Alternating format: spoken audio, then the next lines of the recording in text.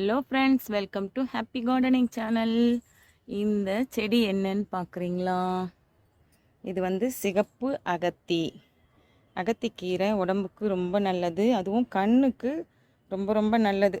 இது அடிக்கடி எடுத்து சாப்பிடணும். இதை வந்து விதையாக கொடுத்தாங்க எனக்கு. யார் கொடுத்தாங்கன்னா, எங்களுடைய வாட்ஸ்அப் குரூப், தோட்ட குரூப்பில் ரமாசூரின்னு சொல்லிட்டு ஒரு சிஸ்டர் இருக்காங்க. அவங்க கொடுத்தாங்க விதையை. நான் விதை போட்டேன், வளர்ந்தது.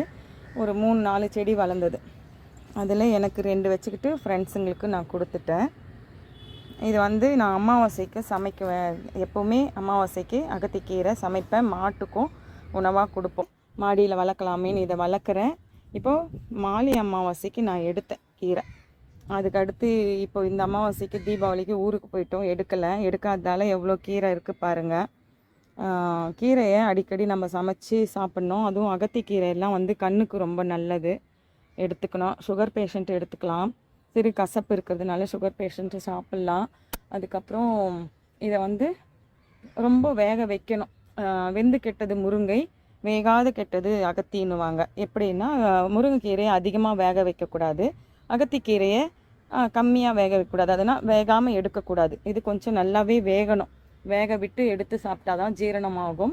அதுதான் அந்த பழமொழி. வெந்து கெட்டது முருங்கை, வேகாத கெட்டது அகத்தின்னுவாங்க. இது வந்து எனக்கு வீட்டில் வளர்க்குறது ரொம்ப சந்தோஷமாக இருக்குது.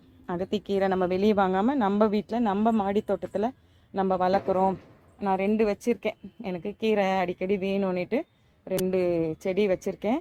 இதை வந்து கிளையாக உடைச்சிக்கும் போது அடுத்த கிளை நமக்கு அப்படியே பிரான்ச்சஸ் நிறைய வந்து கிளைகள் பெருசாக வரும். வந்து பாருங்கள், இதுலேயே பிரான்ச்சஸ் எத்தனை இருக்குது பாருங்கள். பாருங்கள், பிரான்ச்சஸ் எத்தனை இருக்குது பாருங்கள். இந்த மாதிரி உடச்சி வளர்க்கும்போது இந்த துளிர் பகுதியை இந்த இடத்துல உடைச்சிடணும். இப்போ பூ இருக்குது, அதனால் உடைக்க வேண்டாம், கீரையை மட்டும் எடுத்துக்கலாம்.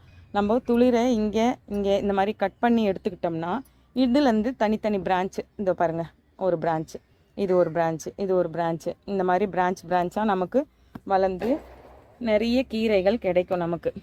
இந்த செடியிலையும் பாருங்கள் எவ்வளோ பிரான்ச்சஸ் இருக்குது. கீரை மறைக்குது, இது பாருங்கள் எத்தனை பிரான்ச்சஸ் இருக்குது. இந்த மாதிரி நம்ம வளர்க்கும்போது நிறைய கீரைகள் அடிக்கடி கிடைக்கும் நமக்கு. 15 நாளைக்கு ஒரு முறை கீரை எடுத்துக்கலாம். இல்லைனா உங்களுக்கு வேணும்னா அமாவாசைக்கு நீங்கள் கீரை எடுத்துக்கலாம். எப்படி இருக்குது ஃப்ரெண்ட்ஸ்?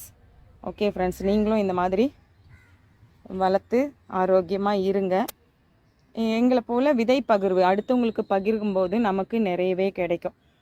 அது மாதிரி நம்மளும் நிறைய கொடுக்கலாம். அடுத்து நம்ம இதை வளர்த்து இந்த பூ இருக்கு இல்லையா, இது விதை வந்து இதை வந்து அடுத்த ஃப்ரெண்ட்ஸுங்களுக்கெல்லாம் நம்ம விதை பகிர்வில் கொடுக்கலாம். அந்த மாதிரி தான் ஃப்ரெண்ட்ஸ், எங்கள் மாடி தோட்ட குரூப்பில் எங்களுக்கு இருக்கிறது எல்லாருக்குமே பகிர்வோம்.